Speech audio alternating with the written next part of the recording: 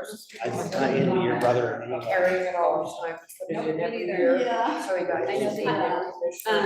The rest of the upstairs. Hello? Yeah. Except for the Hello. top. Yeah, I Okay, think it's weird. so a lot of places don't tell us to do I'm in public that. meeting, Yep. today, Second. it's Thursday, October 12th, 2023 at 5:33. And this meeting will be hybrid or in office, right? Okay. Okay, I need to go for roll call right now. So, can people tell me who's online, who's here?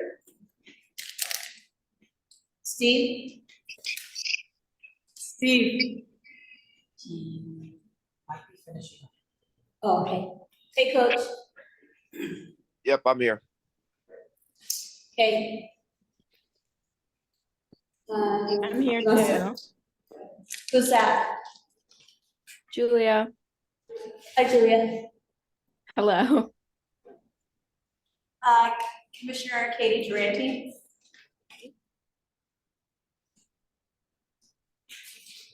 Nancy Pietro, I'm the observer for League of Women Voters. Wendy Eisen, Salt Lake City Police Department. That's where we, yeah, okay. Commissioner Nicole Salazar call. Commissioner Jason Wessel. Commissioner Rubia Valderrama, and I might end up into Lady Two. Back for you. Commissioner Steve Andrew. Commissioner Hawkins. Maria Romero, Executive Assistant. Michelle Mooney, Equity Manager for Salt Lake City Mayor's Office, and we have another commissioner entering the call. Present, Steve Calvert. And Commissioner Cavapallo, can you introduce yourself? Just say your name for the record. Hi, I'm Olivia Cavapallu. We also have Ashley Cleveland on a dial-in call with us as well. Welcome, commissioners. During this portion of the meeting, commissioners may raise topics and discuss current events that may impact or influence the commission's overall work, discussion, and deliberations to provide recommendations to the mayor and city council regarding the Salt Lake City Police Department policies, budget, and culture. Ooh, I read that wrong. No action will be taken during this section of the meeting. Matters discussed during this section of the meeting may be scheduled on a subsequent agenda for follow-up. We will go to public comment.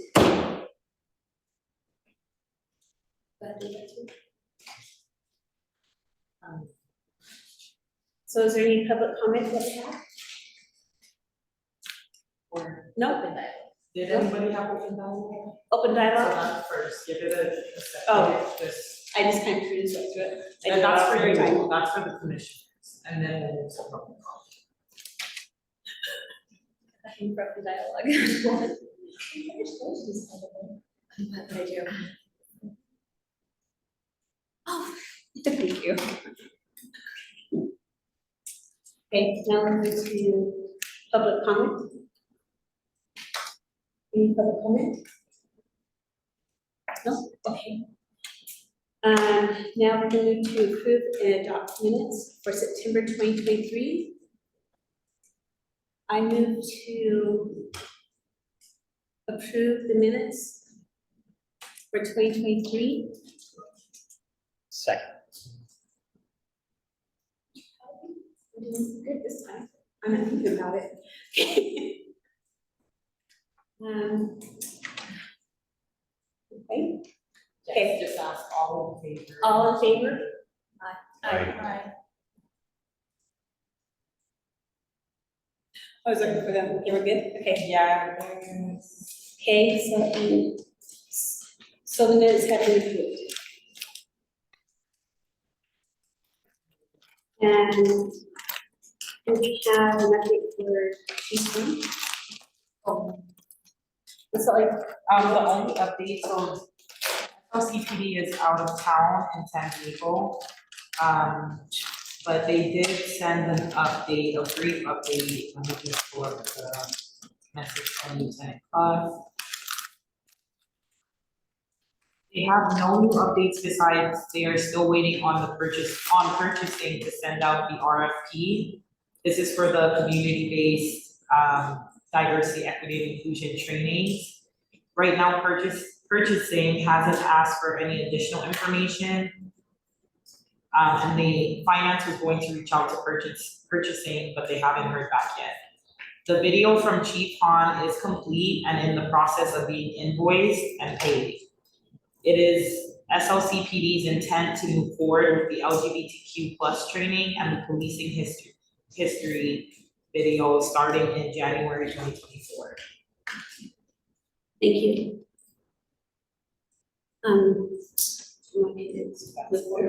Yeah, that's all I have since they're not here. Okay, next is a follow-up discussion on culturally responsive therapy. Wendy Isom and Ashley Cleveland.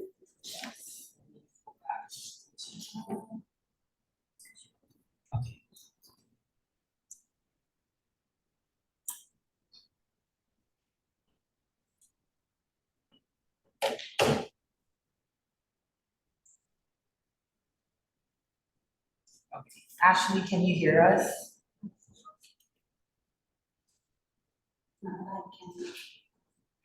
Just run us through it quick. I was giving Hello, her- everyone. Yes, I can hear you. Yes. Good afternoon. How are you, commissioners? Good, how are you?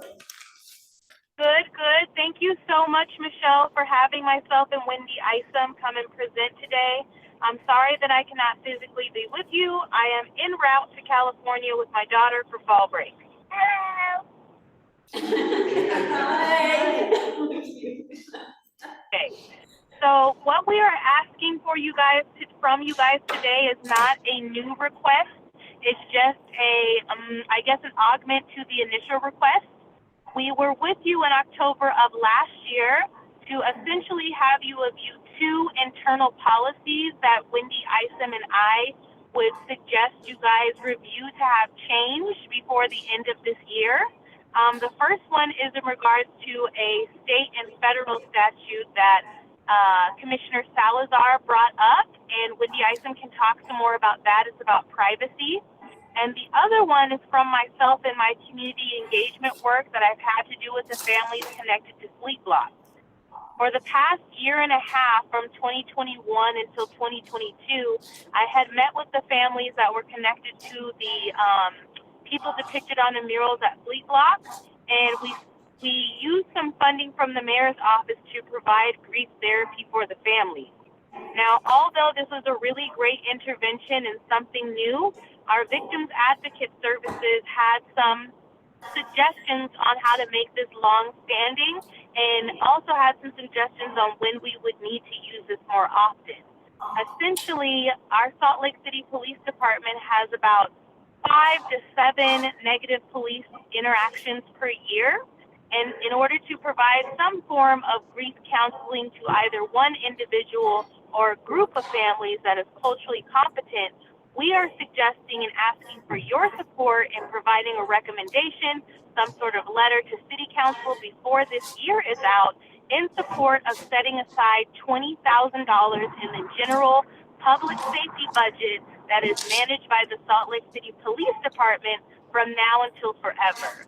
So what we are asking for you today, through the very long PowerPoint that I have provided to Ms. Michelle, that I hope you guys take some time to read thoroughly, is essentially we would like $20,000 earmarked at the Salt Lake City Police Department budget every year to either be used for flex spending out of the general fund or set aside additionally for culturally competent grief counseling services, which our Victims Advocate Department, Wendy Isom, would be in charge of the process and making sure the community has access to. Does anyone have any questions for me directly before Ms. Michelle and Wendy present to you? No. Anybody? We're did you wanna start off with? I know. I don't know which slides got changed. There's an attachment that is our policy, although maybe she embedded it. So it kind of walks through how we let the process move forward when we're calling a family and asking them if they would like to come in and watch the body camera footage, knowing that that's a pretty horrific invitation. But feeling that it was important that we let individuals have that opportunity before it ends up on the 10 o'clock news. So in light of that, we consulted with some grief counselors, Dr. Cipriano at the U, who does complicated grief out of the College of Nursing, helped us kindly, graciously, free of charge to come through it with some pretty specific suggestions as a complicated grief expert. And then we kind of went through it as a trauma-informed model and had a protocol ready to go. We've been using it for about 1.5 years. So all we're looking to do is amend that slightly to show the 2 different spots that we would offer families this funding. So at the beginning, we've always, when we invite a family to come in, we've let them know that we would like to try to help them find counseling for immediately after viewing it. So that when they leave our building, if they would like, they have an opportunity to go straight to a therapist. And then some additional therapy long-term or longer term, I shouldn't say long-term, longer term for the grief, the loss. Ashley worked with some families that ended up having a secondary suicide, so a second loss within that same family. And definitely wanting to come in and make sure that grief and services were provided for that family to try to prevent some of those secondary losses. Historically, we had to use community-based services. They're not always culturally competent. They are very rarely trauma-informed to the level we wanted. We recognize the intersectionality of, culture, religion, loss, grief, police, race. I mean, if you were to create a case that's as complicated as one could be for a therapist, it's probably these negative interactions. There are 10 to 20 different layers of complicated grief that a family will need to go through, or might want to go through.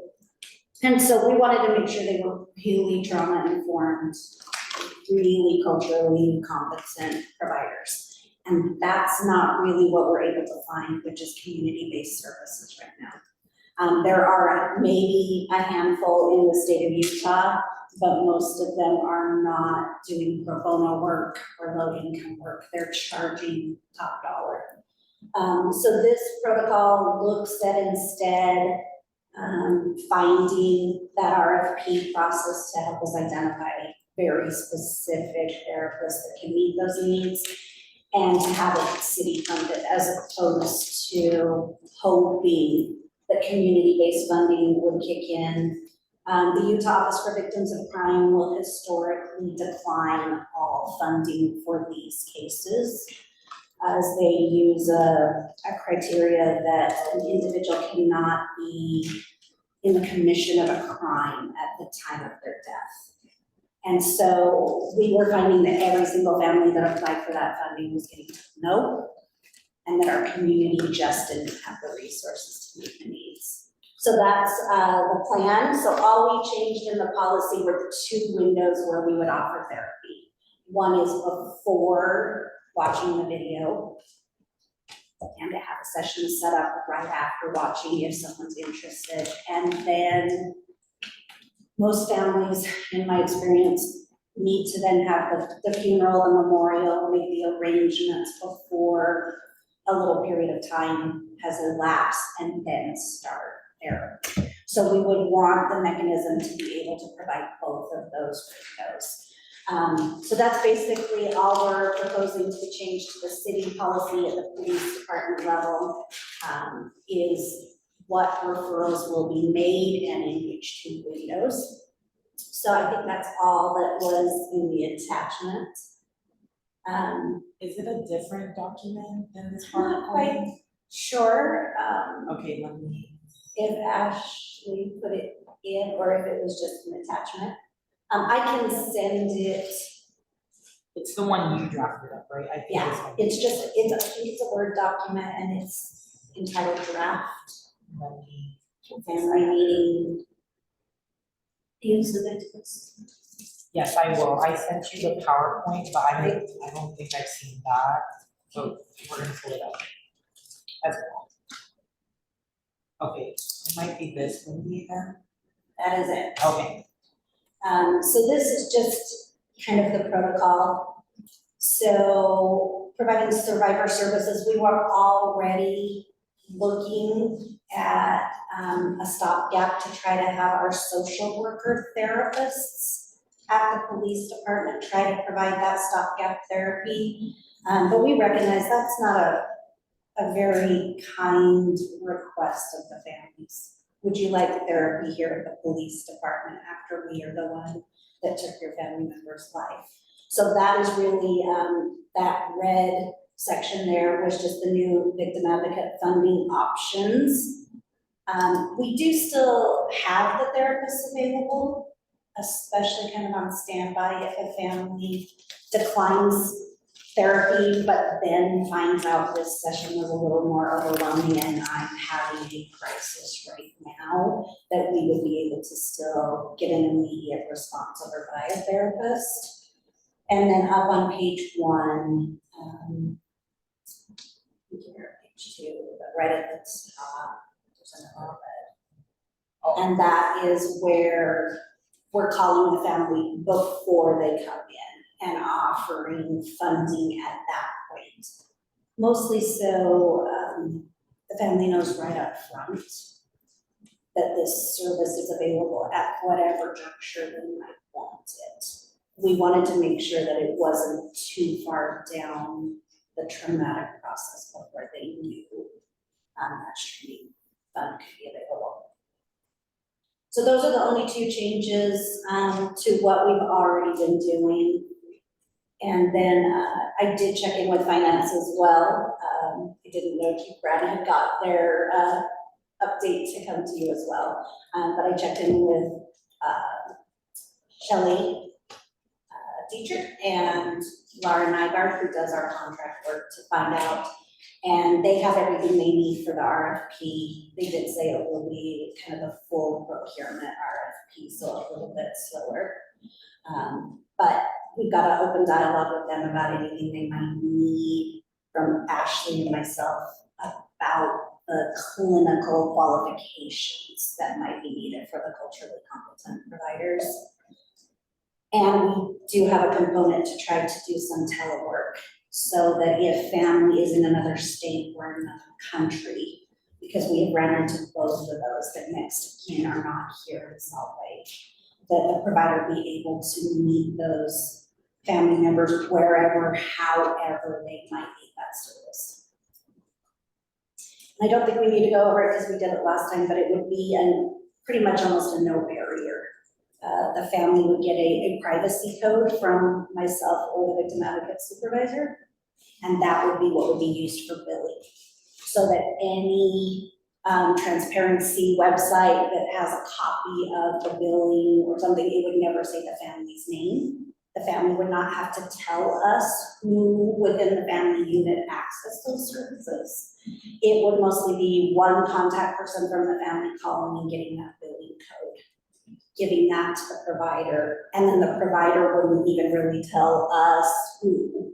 They would just say a family with this billing code had 2 sessions. We would put a threshold, a dollar amount with the therapist per contract, but with a review mechanism that if they maxed out the benefit, that they could reach back out to us and we could reconsider if additional sessions would be needed. And that'll basically be probably the therapist driving just a justification of how many more sessions would be needed. so Wendy, you said there's an RFP open for this specifically? So there had been an RFP like scope drafted. They looked at whether they could do more the informal contract or what the dollar amount would, and it was determined that it will need to be the full RFP. Yeah. I don't think it'll need to be a formal contract process, but still a procurement process. So my understanding is they're looking at whether they can use any existing funding to get it started right now, with this ask being the continuation funding. So as of right now, this funding isn't a line item in SLCPD's budget, right? Which is why we're here for understanding today and clarity. I know everyone wasn't here last year, but as we were going through the end of year report and I was trying to follow up on this request with finance with Mary Beth, it seemed like there was a miscommunication, which is why I followed up with Lindsay and Ashley on what the specific ask was. Was it coming from the CREP budget, or was it gonna be something from SLCPD budget? And it was the understanding that it was something that kind of wanted to be institutionalized into the SLCPD budget. Because even if it comes from the CREP budget, it's a one-time funding. Right. Just like our DEI training, they're all one time, so what happens after? Right. So that's the clarity. And question, so I'm still on the Rules of Evidence Committee, I'll be on that for another 4 years at least. No, at the most, 4 years is my term limit. There's a huge resistance to adding privileges. And we've been dealing with a couple of the privilege rules here recently. And I'm wondering if we're talking about the role that these people are playing is for therapy, right? Yes. Okay. So it may be better to define them and title them as therapists, not victim advocates. Well, so let me back up. The victim advocates will facilitate this, but all the treatment will be a therapist. Perfect, okay. So all we will do is help get them, we won't talk even about scope of like what type of therapy you need or what are you, it will mostly be, the victim advocates will do the referral process. That's good. And the therapist will do all the intake, all the clinical scope of what does this family need. Because the therapist's mental health patient privilege is pretty rock solid, and I don't have any concerns about that. I mean, we're revamping that rule to allow for a very specific purpose with a very specific case in mind. Not applicable to this at all, but that would be rock solid for this type of case. But I worry about the victim advocate, victim privilege, because I don't think we're going to be able to get, unless you get a legislator on board to redefine victim or to add a victim survivor to the statute, we're not going to be able to have those conversations become privileged between a survivor and a victim advocate. And all of these conversations weren't going to attempt to be privileged anyways, because the chief of police will be in the room. Legal might be in the room for 8 different reasons. So whether that's a victim's rights attorney, whether that is our city's legal. Privilege anyway. So every one of our discussions would not be remotely privileged. The closest that could try to keep private is if the victim advocate is having the conversation about therapy by telephone beforehand. That probably would not be privileged either. It won't. Under my reading of the rule in the statute, it wouldn't be privileged. Correct. But any discussion between the survivor and the therapist would be. Correct.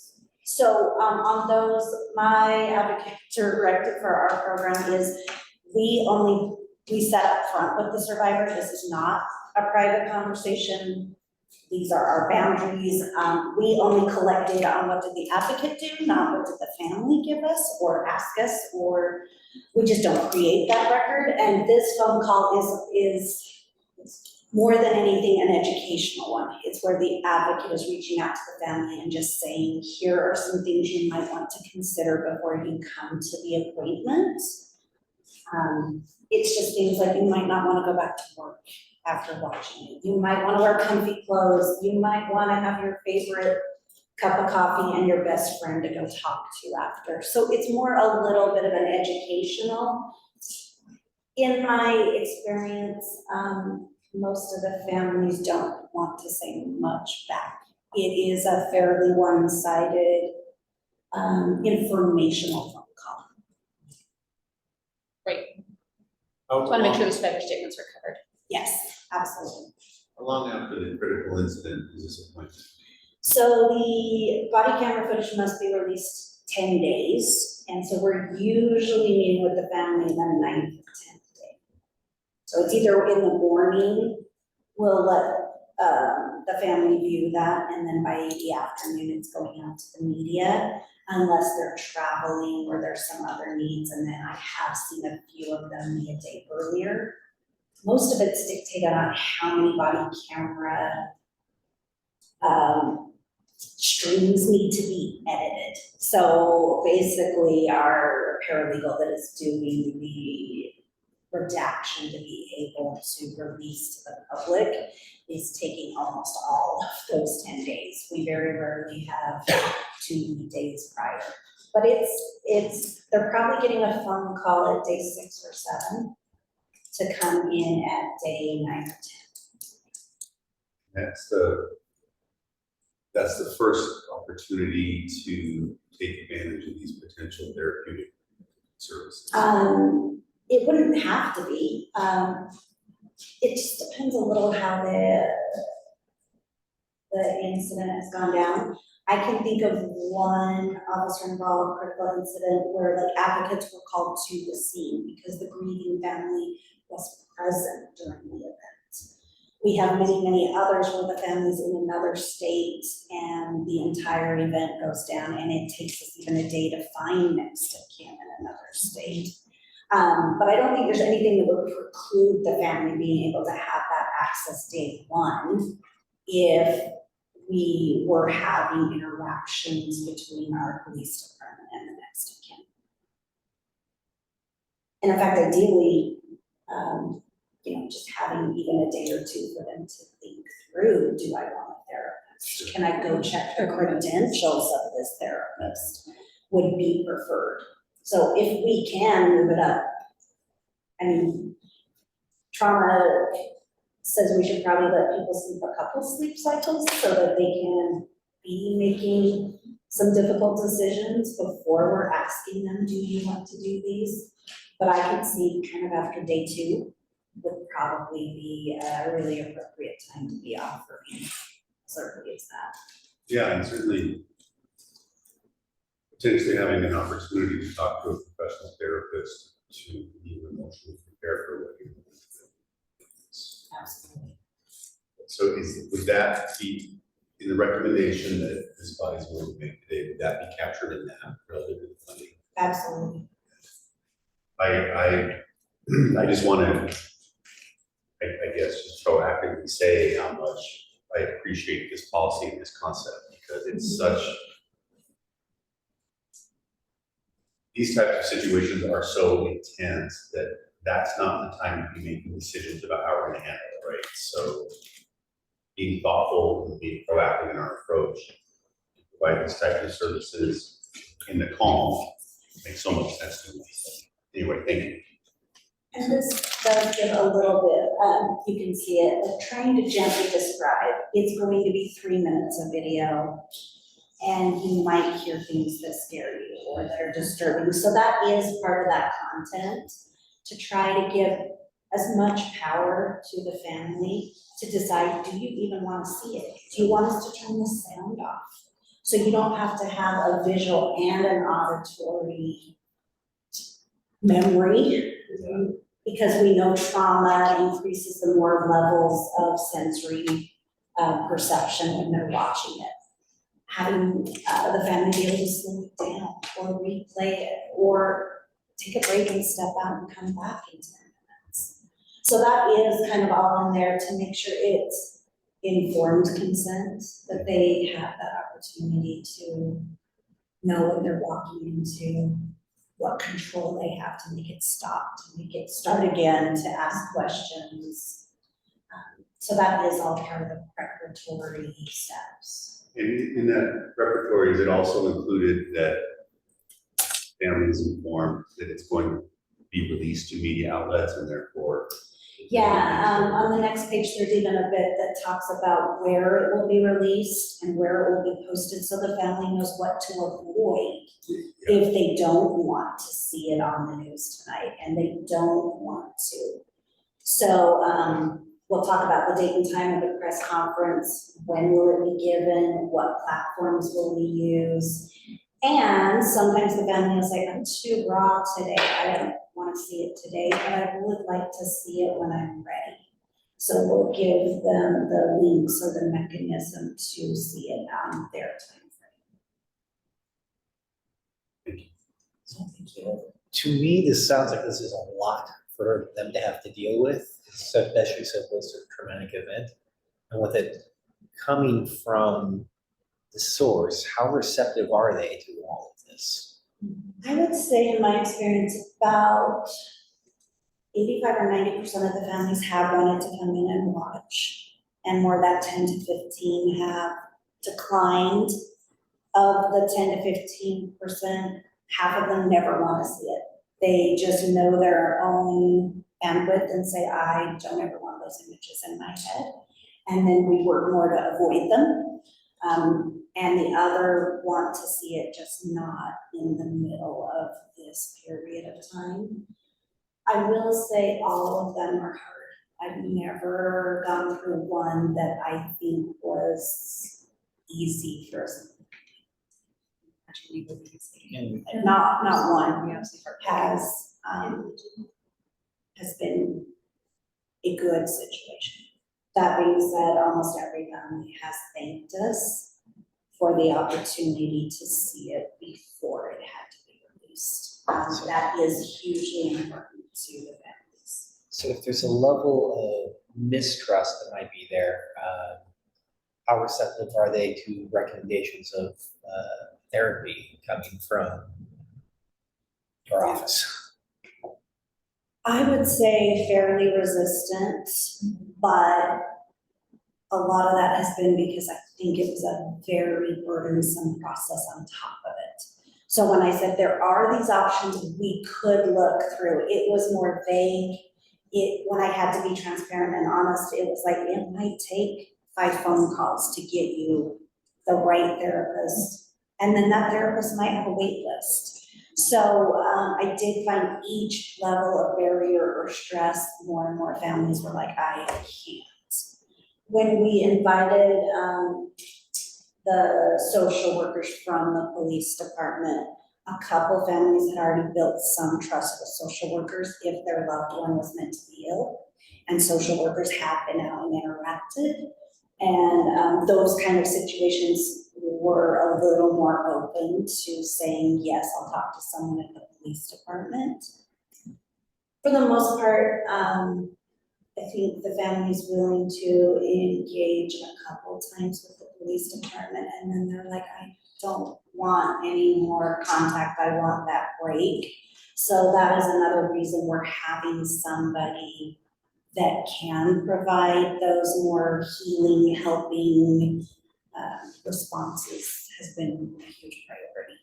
Because that's the way I envision it. They would want a level of insulation from the police department if they are going to move forward with something like therapy. So anyway, I was just trying to figure out how to facilitate that.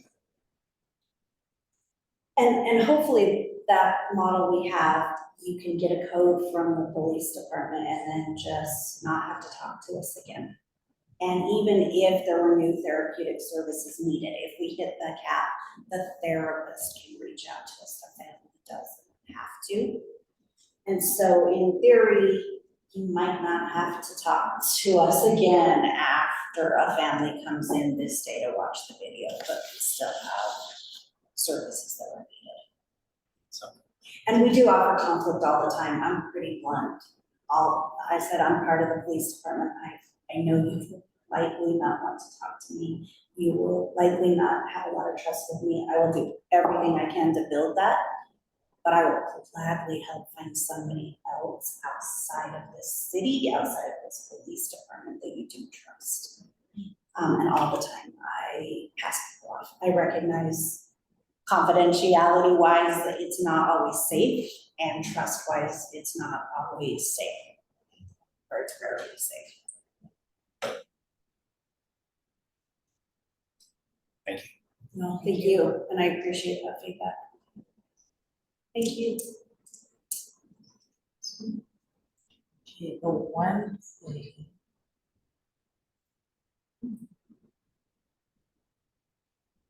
I'm just making sure no one has anything online. Commissioner Satini is asking.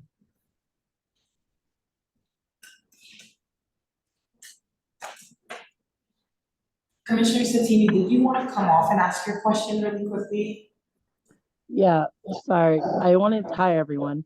I just wanted to ask if there is some type of like where clients or participants are that come forward voluntarily with a story of success. Do you host any type of, I don't know, panel event where something like that could be shared with commissioners as us, or is there any professional development for police officers with this information that you shared? I apologize. I have a little bit of a hearing loss. Can you clarify for me? Yes. So what she has here in the chat is there an event they host where there are stories of success, stories shared, or a panel of some sort for professional development or community event that we can hear from volunteer clients? So,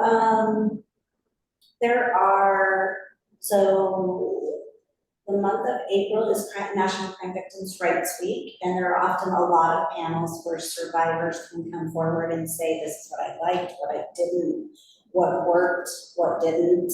We just had here in Salt Lake, Utah Homicide Survivors is a nonprofit that represents families in the civil process after a homicide, which OICIs often are going to meet that criteria.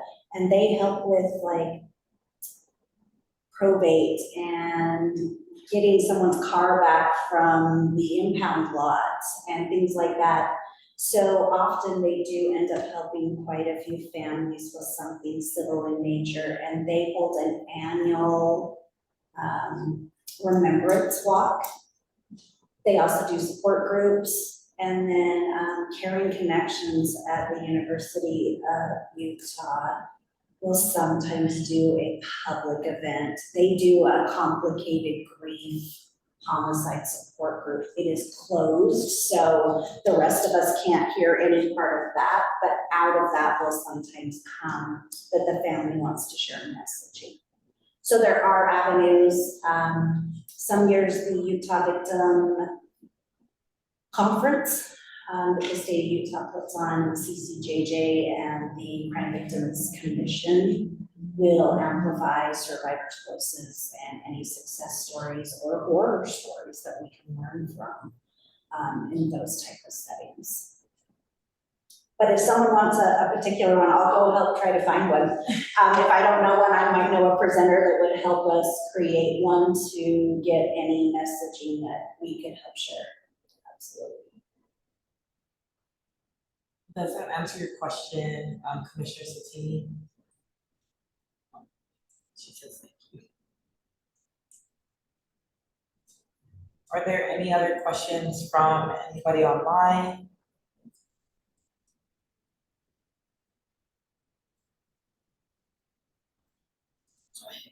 I have a question. When you set people up with a therapist, you said you have a code and you don't know. Is there a limit to how many sessions they're allowed to go? So at the moment, we've estimated it more on a dollar amount. So it would depend on what kind of session they set. So for example, if it's individual therapy sessions, an amount might be able to do 10 or 20 sessions. If it was we want one session with the children, one session with mom and the children, one session, then it may not go as far. So it really depends a little on what the survivor family wants. So the 4,000 per case is. That was kind of what we estimated, but recognized some will not use any of those funds and others might need double that.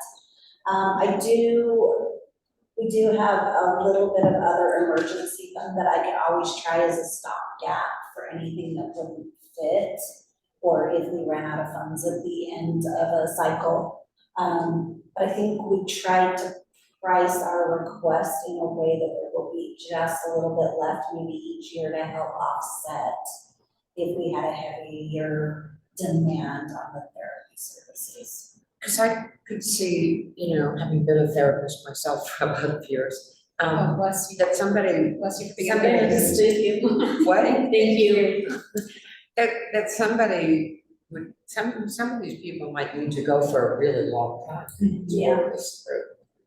And I just kind of wonder, I assume it can't be unlimited, what you're going to do, and you say you tell them there's a limit, or what do you do? So usually, what we've kind of done in other settings that would follow a typical template is to say, here's the amount you're first approved for. Okay. And then it's between you and your therapist how you spend to there. And once that has been hit, then have your therapist reach back out. I do think at some point we might have to say, no, we're out, there's no more funds. But I do think that would be done with the therapist, so maybe we could look at before we cut this off funding, do you have a plan to transition to a different therapist, to an EAP, maybe a therapist that can do the maintenance work versus the heavy, initial grief work that might not meet those same level of credentials. So maybe the funding could go a little bit further if someone had secondary insurance, and then we could just do the co-pay if they felt safe for that. But I would make sure that everybody knew right up front so that no one's caught off guard, and then I hope we'll be working with the therapist to ensure continuity of care and that someone wasn't just surprised by, getting right to the meat of trauma and then now there's no funding to help you at this phase. I mean, because some people could need years. Yeah, absolutely. And I guess just to follow that, how transparent are the editing videos? So, I mean, because that level of trauma can expand depending on how transparent it is. So it has to be edited to the level that it's broadcastable to a public setting. So a lot of them lead right up until the point the officer fires shots or whatever happens, and then stop the video. So there's not a lot of images of their loved one with injuries and blood being shown to the family. So the majority of what they're seeing is what led up to and right about to when the cause of death happens, whether that's a vehicle or a firearm, restraint, or whatever causes that person to die. So we are pretty cognizant to not have it be more traumatic. Hello? Yes, Ashley. Hello?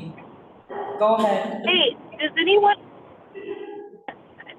have any questions for me about how that year and a half went with the grief counseling with the families?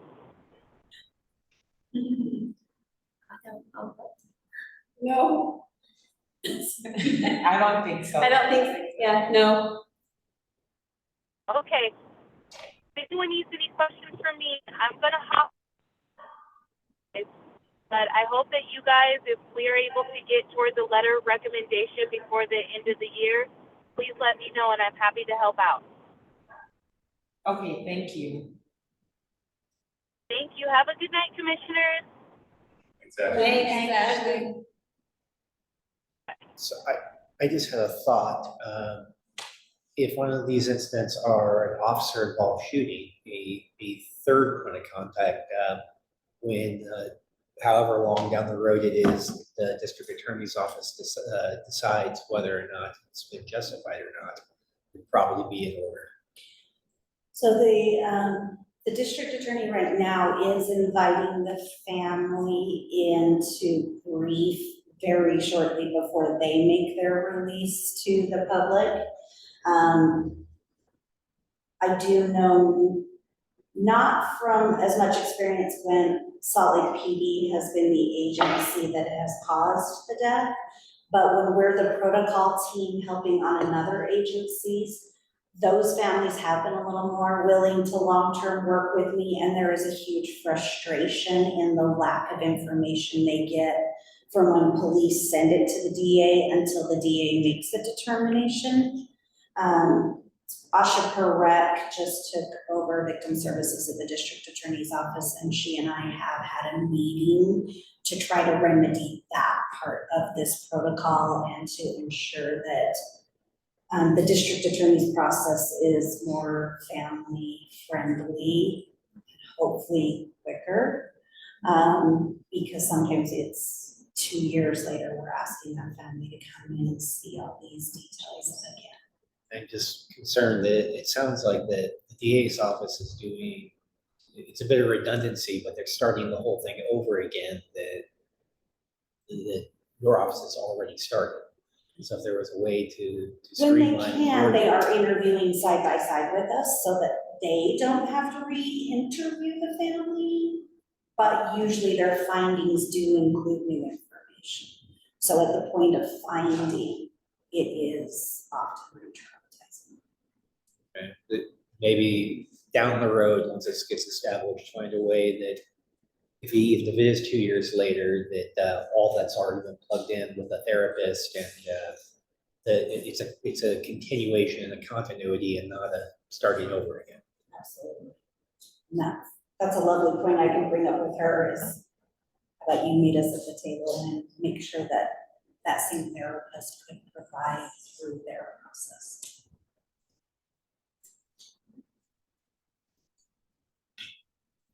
There's nothing else. The only action item that we'll probably need a formal vote for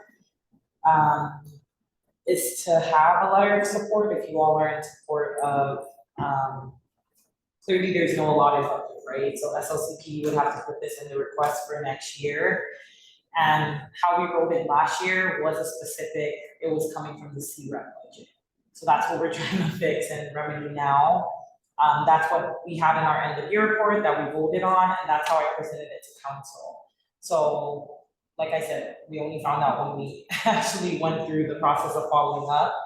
So what the letter of support would look like now is supporting that SLCPD would put this into their budget, which means they would probably increase to at least $20,000 for this specific line item. So moved. A second. Okay, are there any objections? No. Any objections? Any objections? Yes. So I will work with Wendy and Ashley to make sure this verbiage is right in the letter of support, and then we'll have you all sign off on that. Probably as soon as possible. Voting procedure. It was not part of it. You know, we've made some amendments to the Roberts rules though, with online voting and some of my other boards, and we've been doing that instead. Because it's so difficult for people to say aye and differentiate No, I saying understand. aye, and so we've kind of adopted that. I understand. Just- If you don't like it, say no. Say nay. At the very least, we have to go into voting procedures before we vote. I moved. Yeah. It was seconded. It was great. Anyone opposed? Did anyone opposed? Okay, thank you, Wendy. Well, And thank you. Thank you so much. Thank you for the invite and the time and the support. And the guidance. I really love perspectives that just challenge me to think of something I hadn't thought of. So thank you very much.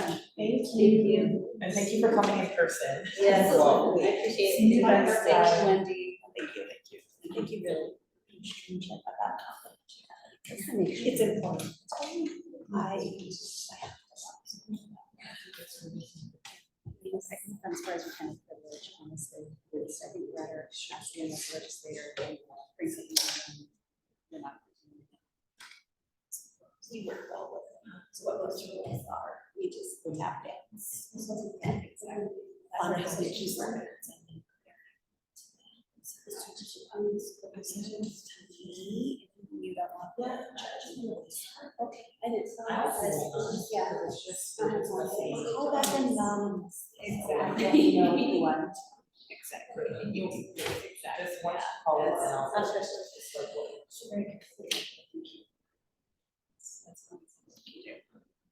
So now we're gonna move to the strategic planning session. This discussion will be led by Equity Manager. Sure. So, next, thank you. So we would need to start, well, we should have been started, but kind of discussing what next year looks like, right? So half of the commissioners here are gonna fall off the commission, so it's more so, while you all have them here, I would encourage and empower the newer commissioners that are still staying on next year to be more part of this discussion, right? Because next year matters for you all who are actually doing this work. So I will show you the end of year report, just in case all of you didn't get to see it for last year. This is what the commission completed in the last year. So I'm gonna briefly go through it. So the end of year report, and we're gonna look through, probably changing the format. Commissioner Satini sent something that we can probably replicate in terms of format, so it might look a little different. But the content is what we really need. So this will be updated with SLCPD's response, which I already have drafted based on their last presentation in May of this year, where they updated it the same exact way. And you'll see it in just a second, but I'm just showing you last year and what it looks like. So for the review of 2022 goals and priorities, they went more in depth about what was completed, what was still in progress, and what is incomplete, as well as any budgetary letters of support, which we included in the appendix at the end. What's important is that the commission made recommendations, and these recommendations are what we're gonna work on for next year today, or at least start thinking about it, because we need to vote and finalize it in November at our final meeting. So, just some of these things which can probably be replicated depending on what route you all wanna go.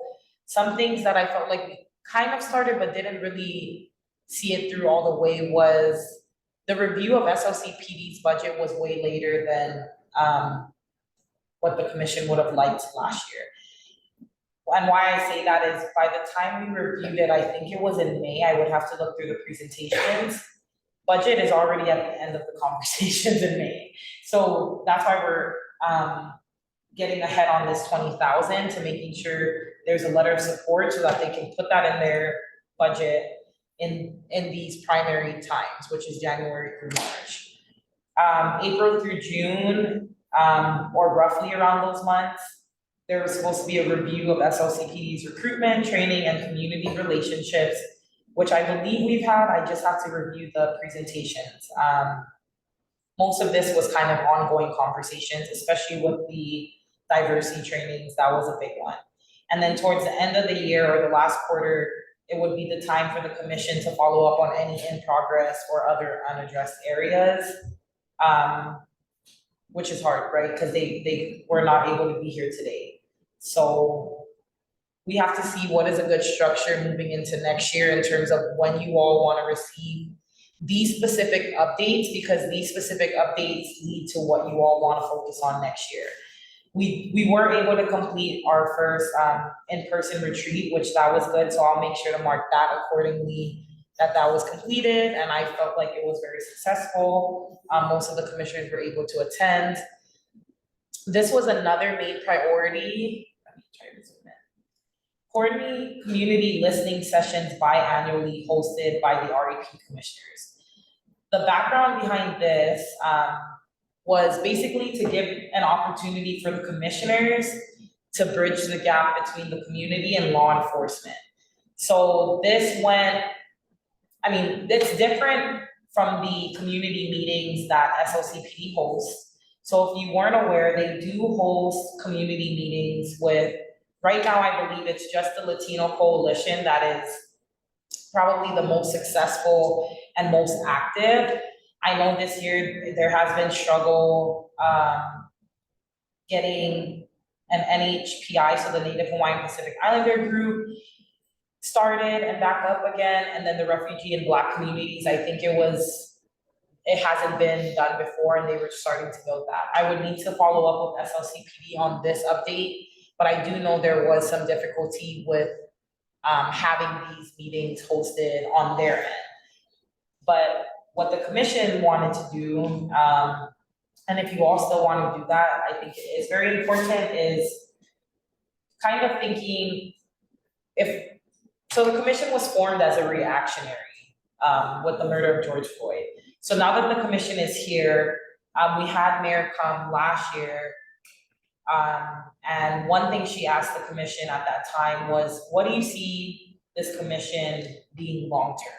So as we're going through this, and I did kind of pose this question at the retreat as well, but I kind of want to get more of your thoughts of what is something that we can do as a commission, and what is something you all want to do, right? I feel like there's more momentum when you all want to do certain things.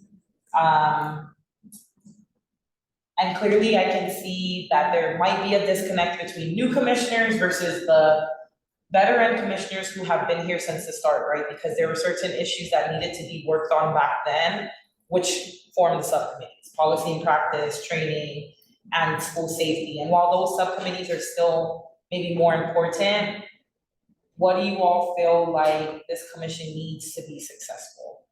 Because as we write this end of year report, you can see that last year, many things were accomplished within that last year, but it was still that momentum of the commission being a newly confirmed commission.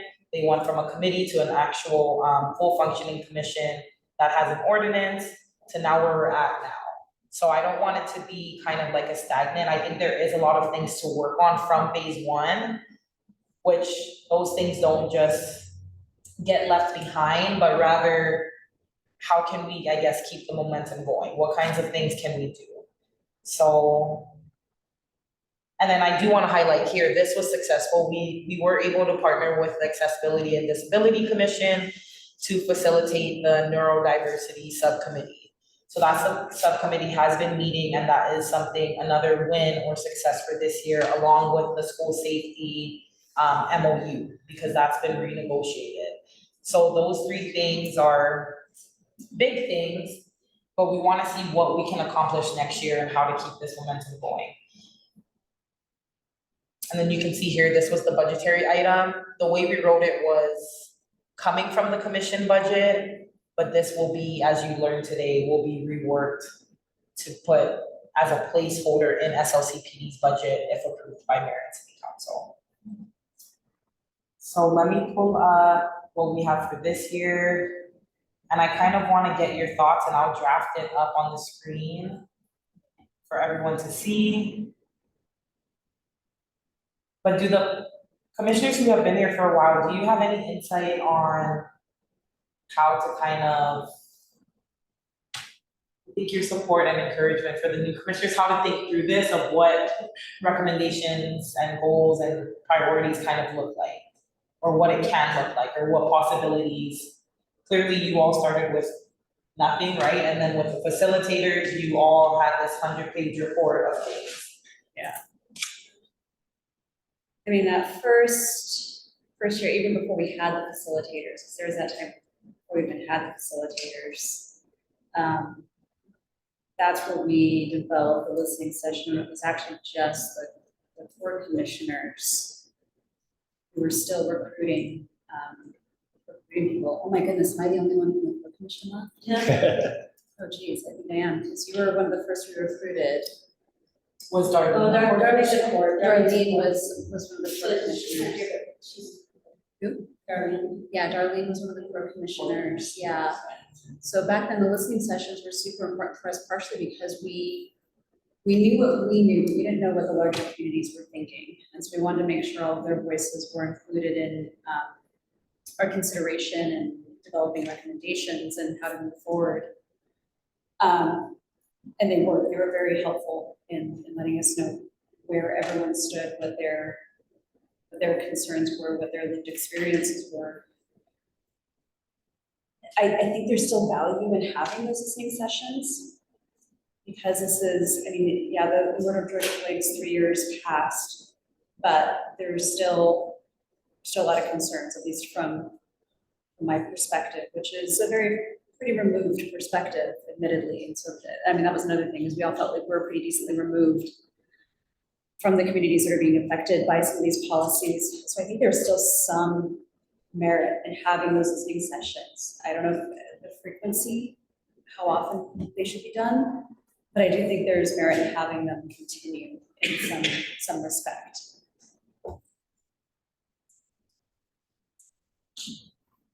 I've always felt like more knowledge is better than not enough, personally.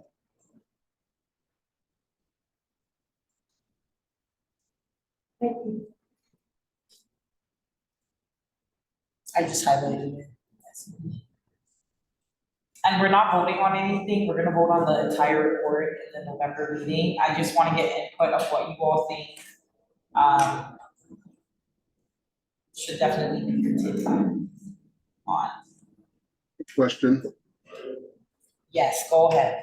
Okay, so when you talked about the coordinating community listening sessions, biannual, now are you talking about both the in-person and the virtual town hall meetings, along with attending the community meetings hosted by the Salt Lake PD?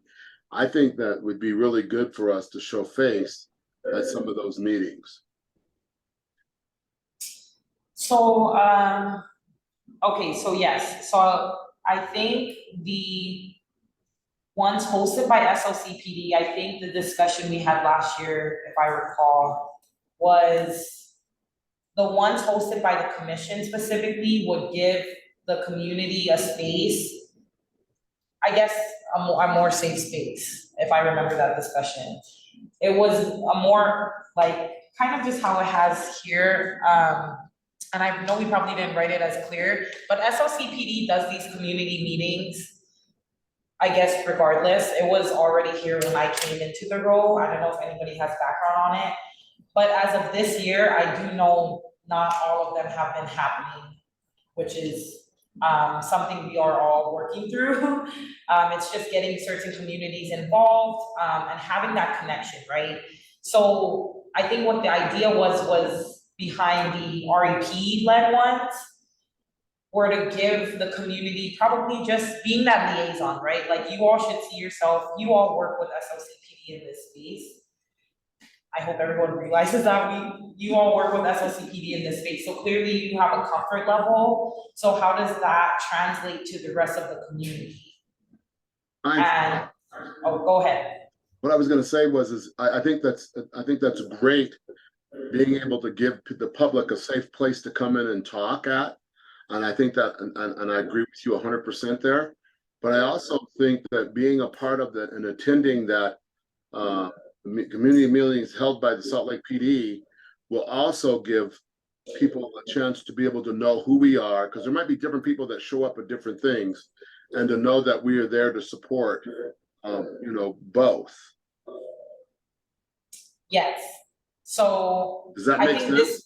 It does make sense. It does make sense. And last year, I think some commissioners did attend some of these meetings, but this year I think it wasn't as active as last year was. So we're trying to figure out a way for that. So yes, I did highlight that here.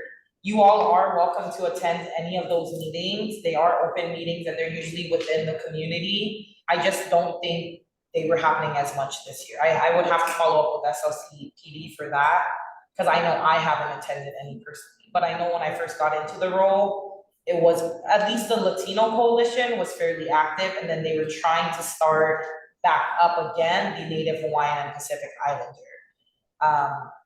So I did highlight that. I think it is important for you all to be at both. But in terms of the community listening sessions, what do you all think is reasonable? So last year, the commission voted on to have it twice a year. Do you all wanna stick with that? Did you all wanna see what other options we can explore? Because by ordinance, we don't have to have these public meetings, the ones we're sitting in right now, every month. I think that's just how it was traditionally. So if you wanna have an off month or every other month, we do a community listening session, then come back in the public forum, because you can see here, like, not much people come from the public, if at all. So Right. you don't really get you don't really know what's happening unless you all clearly have your own conversations in the community. But in terms of the commission's work, we can't count on our public comment to be that, I guess, that forum or that space. I would agree that we do it by, either twice or 3 times a year. Maybe we look at maybe once every quarter of the 4 months in a quarter to give people that opportunity to be able to come in and chat with us. I don't know if having them come in and chat with us is as effective as us going out into the public and doing something. I agree. I'm sorry. I think that's what he meant. I think that's what he meant. I knew what he, yes, okay.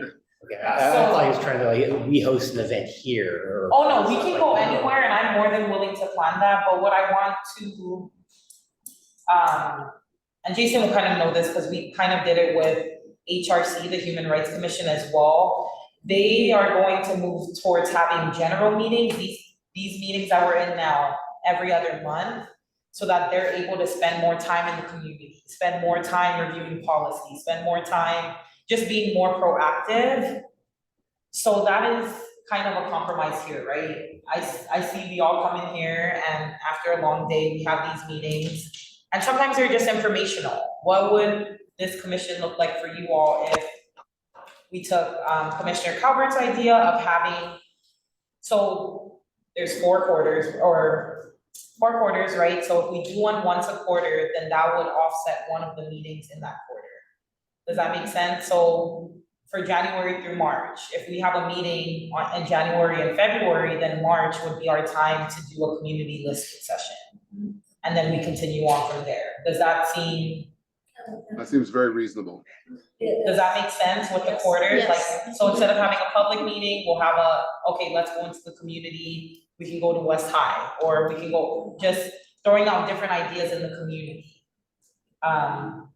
And then of course we would have to advertise, market, and let people, all of that groundwork. I think that's the hard part, is how do we actually engage with the community? So quarterly might be too much for that reason, unless you think that it's very feasible. I have not done it before. I think if we did it thematically, we could. I mean, something very specifically focused on like school resource officers. Moving back into the schools would be one public meeting. We hold at like a high school or something like that, and we advertise it as that. Something about say, I guess. Anyway, Yeah. Thematically would work. And I think that we could come up with 4 themes over the course of a year. Like that would be a perfect one, yeah, back to school, probably that last quarter-ish or third quarter. So we wouldn't just go observe events that were already happening, we would host the events kind of. Yeah, and don't think about it kind of as events, I guess, because it sounds like a lot, right? Like it sounds like you're planning. It does. I know, it does, but for the most part, if you all have ideas on a space, and don't doubt yourselves, right? Like I feel like you work at the U, like what if we use the U as a space for many different intersections? Yes, it's a higher education facility, but it's not, it brings in a lot of different people, for engagement. There's also the ballpark community council. Yes. And I go to that sometimes, and that's all it is about policing and homeless issue in my neighborhood. Yeah, So that would be a good one. right, and partnering. Pacifico Mexicano would be happy to host you guys at that. Yeah.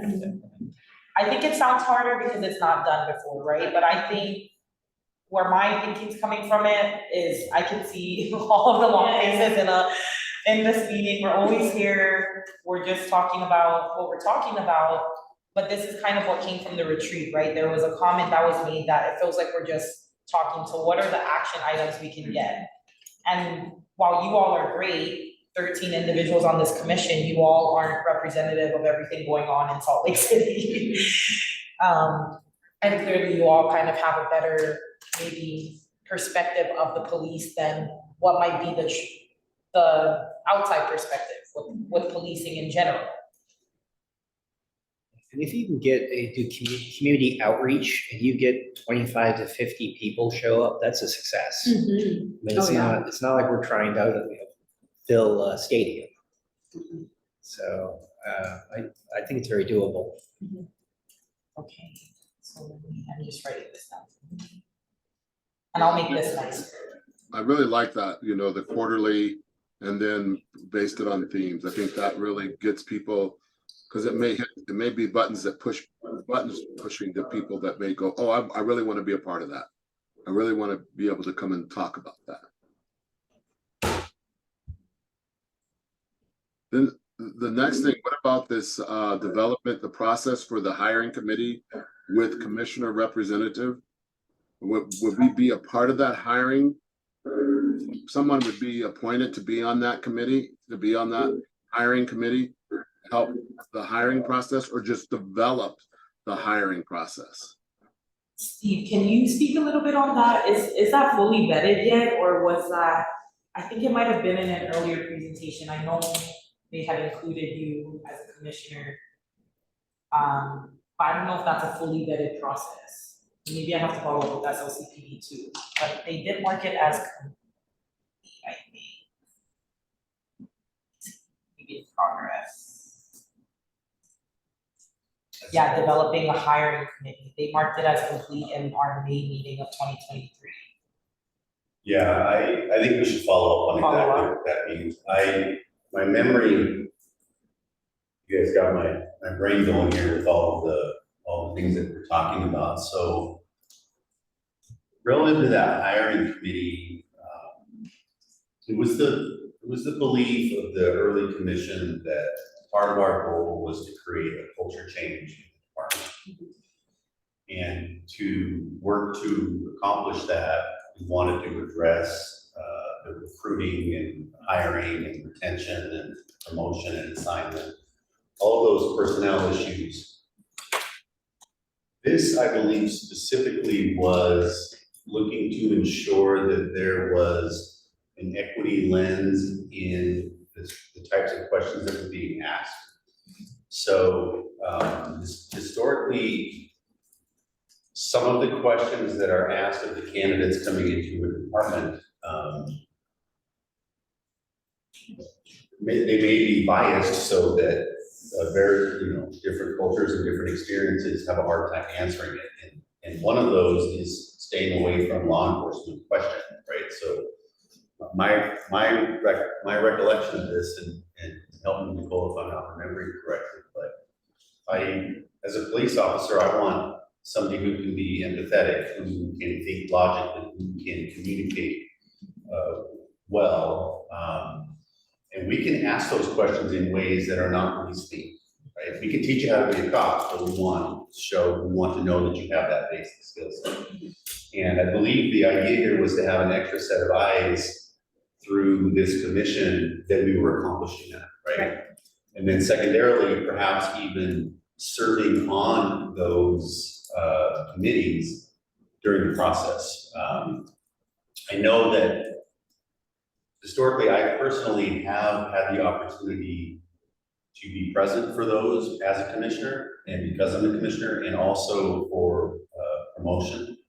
So there's absolutely been some engagement with this commission, but I think it should be more broad and more well-rounded. Does that make sense? So I think that's a really good issue to follow up on and ensure that we met our goal. Sometimes there's a breakdown in the communication with the department about what our expectation was, and then they feel like they've accomplished it. And I don't think it's nefarious in any way, but let's make sure we keep that conversation. I think it should be formalized too, rather than be courtesy. I because agree. this last captain hiring process was very opaque, and there were some weird shenanigans that took place where they had everybody tested, scored, ranked, and then they threw them out, made them go through it again, and ultimately did an external hire instead of one of the. Because assistant chief, but yeah. Yeah, but I was assistant chief, sorry, yes, that was my captain thing. Anyway, it was just there was no explanation for why they threw out the scores and started over again. So I think that if we had somebody that was part of that process, we would know if it was legit or what the concerns were or what, because there's lots of speculation. Anyway, that's just an example of how. Yeah, or at least have a voice in that, and what you just said, Jason, makes me think about that previous issue about the various community meetings. So in my mind, there's a listening session that we would host as a commission, right? And I'm a retiring commissioner, I just throw this out for your consideration. And when we did that a few years ago, I feel like it was really successful because all the reasons we discussed, it was advertised well, people were very interested in it, it was accessible both, I think at the time it was COVID, so it was all online. Very professionally done, I think we got Salt Lake City TV supporting us on it, it was a very significant event. But it was a two-way conversation, so we were showing what we had done, what the different committees were working on, and soliciting in real time feedback from the community. Hey, what do you think about what this commission is doing? What this committee, this issue, what's important to you? And opportunity for community members to call in and share with us what they're thinking, right? So we were both sharing and ranking to help us with our decisions, and then learning about new information and new issues that we should be addressing as a commission, right? And so I think that that's very different than, as you suggested, the ballpark community council or the refugee meeting, the Salt Lake City meeting. So we as commissioners can and should be out having conversations with our constituents, gathering information that's meaningful to the community to help shape our agenda on what is going to matter. So I highly, highly recommend that. So that ballpark council is a great example because those are key issues there, right? They are key law enforcement issues and the community has ideas.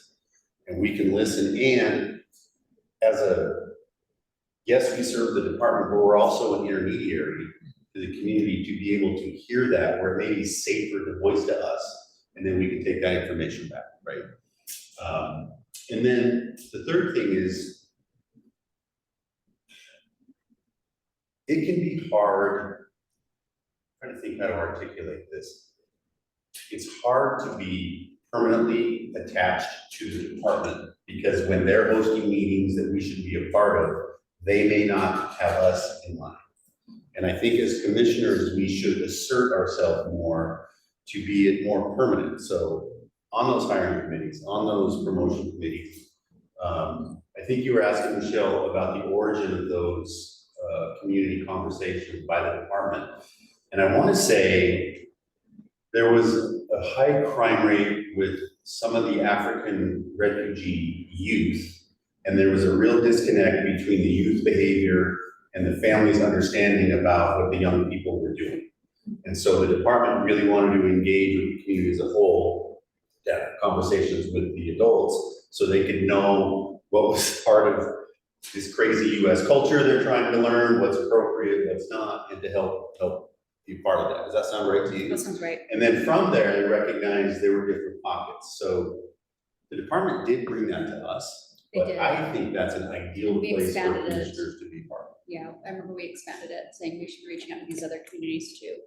You shouldn't be limited to this one population. And so that accountability piece with our relationship with the department, it should be a two-way street where we as commissioners are saying, hey, we want to be there and please invite us as part of it, right? And as someone with a long history of working in law enforcement, it is hard to break through to get that department to see that as a permanent partner. And I think that we as a commission can be more proactive about that and holding them accountable. Hey, why are we not at these meetings? Because I think it's critical to our role. So just while I'm on my soapbox here, I really believe in this commission. I really think we have and can continue to make positive change for our community. I think that police departments in general are not that good at listening to what the community wants. And we have such an opportunity to gather that information and make sure that they get it and make sure they're listening. And I think that we should assert ourselves in that capacity. And I know it's not my last meeting and it's not a final set of recommendations, but I just want to take a second and acknowledge the hard work that Michelle has been doing. One, to motivate commissioners to hold up our end of this. And thank you for doing that and holding us accountable, and also building that relationship with the police department so we can actively work together. My hat's off to you for working hard and sometimes feeling like those results aren't where you want it to be. But please, commissioners, in the next month, please, let's get some of our priorities and how we want to do for next year. And I really think that we need to be thoughtful about whether we have the right subcommittees for what this current commission wants to do. They were They're great not for us set at the in stone, time of that culture change. Please consider where it's going to be, and please be active and develop them as you need to, because we can't do all the legwork that needs to be done actively in this meeting, in my opinion. I support the subcommittees, but perhaps not these subcommittees if they don't work going forward, right? It's a very long rant with a lot of different issues, but I second what he says. Yeah. Yeah. Yeah, I mean, just make it clear, yeah, we created those in a time of crisis, and Right. this is evolving for sure. And what worked for us back then may not work moving forward. Be flexible. None of that is set in stone. You can always, there's subcommittees, you can make them and break them. None of us will feel bad, I promise, I promise. No egos will be hurt if you break up those subcommittees and create new ones. anyway, those community conversations are key to our success, because then as commissioners, we know what some of the expectations are of what we can do, and that gap between the department and the community, and we can help get that back on track. I think that could also guide where the subcommittees could also go later down the road, and I think also like, it just came up with a question in regards to how you guys did those listening sessions. It sounded like it was just more like a conversation back and forth, like you mentioned. It was a little unwieldy. There were a lot of questionnaires people. or something? No, I mean, so it was pretty unwieldy because there were a lot of people online at the time. It was locked down, and so there were lots of. So it was recorded. It's It was on all YouTube, recorded. So You could if watch anybody it. wants to see what that looked like. Yeah. They go. go much smoother when you can do it in person, where you can have like a Yeah. roundtable discussion, Yeah. or even just a mix and mingle type thing. It'll be a lot We've done easier now. We've done a couple Yeah. with the West Side Coalition that have done really well, where it's just been what we doing with the new school board president, and anyway. You talked to my brother. 28. Really quickly, so in terms of subcommittees, and Steve, thank you for your point. So the subcommittees is just an extra meet. When you see it, right, I'm thinking realistic, we just see an extra meet.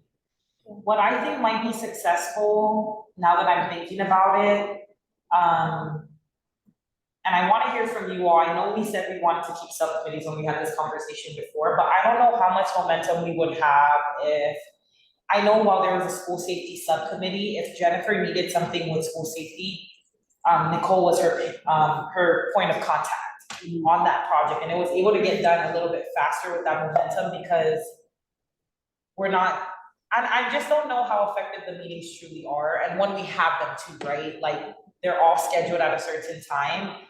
The Accessibility and Disability Commission, they don't have any subcommittees. Instead, they have a point of contact for who's working on each task.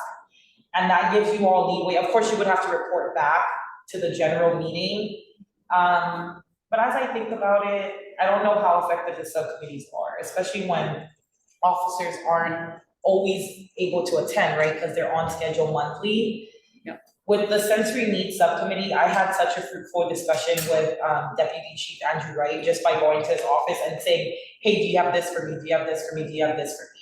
So I want you all to kind of think about what that would look like for you if I was like, okay, Katie, you're over I know you like data. So what if something that we really do need to get moving is the implied bias survey? And we're hoping to work with the KEMC Policy Institute with that, just getting some initial data there, but we're gonna have to, was there another, what was the reply? Do you remember, what did we say we would work with for the implied bias survey? Oh, geez, you're killing me. I know we had, it's written somewhere. It's written somewhere, yeah. Let me look for it, but Well, you and I had a good think- idea. I think there's a lot of merit in having a point person on a committee like that. And the reason we did the subcommittees initially is because there was just way too much to get through. Right. And we were so large, it was just untenable for all of us to work on each issue. We would have been tapped out. Right. And so it was more efficient at that time to have all those subcommittees. But when I was on the Human Rights Commission, we did have a point person, like people experiencing homelessness, another point person at the time for Salt Lake City Police Department. And I think that makes better sense now Okay. than then. I mean, then it made a lot of sense to break up into subcommittees and work specifically on those issues, because it was drinking out of fire hose at the time. We tried doing subcommittees and one or two worked One or pretty two well, worked, but for yeah, the most like- part, it turned out being the chair and vice chair doing everything. Right. And having point persons seemed to work out well for a minute, and then the pandemic hit, of course, and we had our own mini CDOT subcommittee, which worked, because it was like three of It was us, a big two or thing, three too. of us, and we were really super efficient in getting that out the door. And I think you can create subcommittees moving forward as needs arise. Right. We do that in rules of evidence all the time. We'll create a subcommittee for a specific rule change, and then that subcommittee is abandoned and we move on to the next one. So I think you can make and break them whenever really the needs are there. But I think moving forward, you could probably just pick a point person who's really specifically interested or whose skill set fits whatever the needs are. It'll make it more efficient too, moving forward, and keep people from being burned out and having those monthly meetings and that sort of thing. So I'm glad you agree with that. I just Yeah, wanted to- totally. I'm not a fan of, I'm not the biggest fan of meetings. I'd rather do one-on-one check-in. I'd rather do more with my time and connecting with you all and you all connecting with the police department. Like, I want you all to feel empowered. Hey, I know, who's over policy and practices. There's an officer over everything. And I think you all having those connections, I know the people leading, like Tanya, Nicole, you all have great, and Steve, Andrew, you all have great relationships with the police department. And I want the new commissioners to have that, like they can call any officer they know, like Tanya, you talk with chief almost monthly, if that, you know, when you all have schedules. That's what I want you all to have, but I think being in this space is not the space to build relationships, right? We're here doing business. So we'll talk more about it. It'll probably be helpful, maybe I can write out all the different projects and tasks and see where everyone's interest lies and we can kind of move from there. Maybe do like a matrix. Yeah, I'll do a matrix, but I think the subcommittees were being too like technical with it, and then I think it's just turning people away because it's just. Who else is not leaving? Am I the only one? I just started. Oh, you did? Yeah, Okay. I was here, you just started I think too. it's us You seem like you three. know what you're doing. Darlene is, and I She's leaving believe or she's staying? she's leaving. She's leaving, so it's us. And I four. believe Verona, That's five. time is up, and Luna, And then, yeah, so that's six so of us. six, half of the commission. So we do have interest, and I'm gonna get them through the cycle already. And I've been in contact with some of my friends at the FleetU, Yes. who are interested. Okay, because we have two potential people right now, and one is former law enforcement. So I that is think- good to replace Yeah, like okay, good. Steve's She's fabulous. ideology on that, yes. Oh, good, okay. Steve Benedict. So there's another former law enforcement who's interested from the U, so that might be helpful too. Yeah. I don't know them, it's my friend knows them and loves them, and so, and my friend's a total hippie, you love her. You and my friend get along famously. But yeah, so I trust her feedback on people, so if that person applies, that could be helpful too. I would say if you know anyone, please tell them to apply now. I kind of want this is what I tried to do this year. but some of the people couldn't get confirmed by January. I would want everyone to be confirmed by January. I think once people start coming in later, mid-year, it's so weird.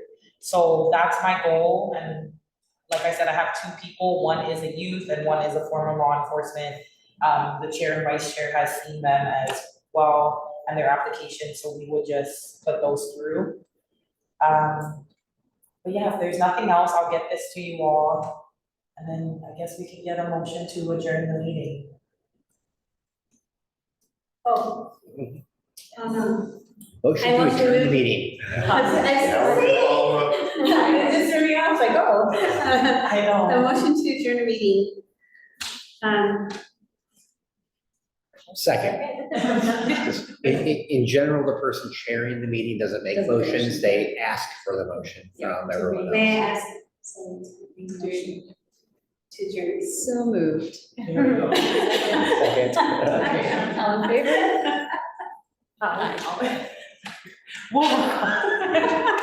Okay. I did so good until the last part, so. Great. Okay, thank you everyone online. I'll stop the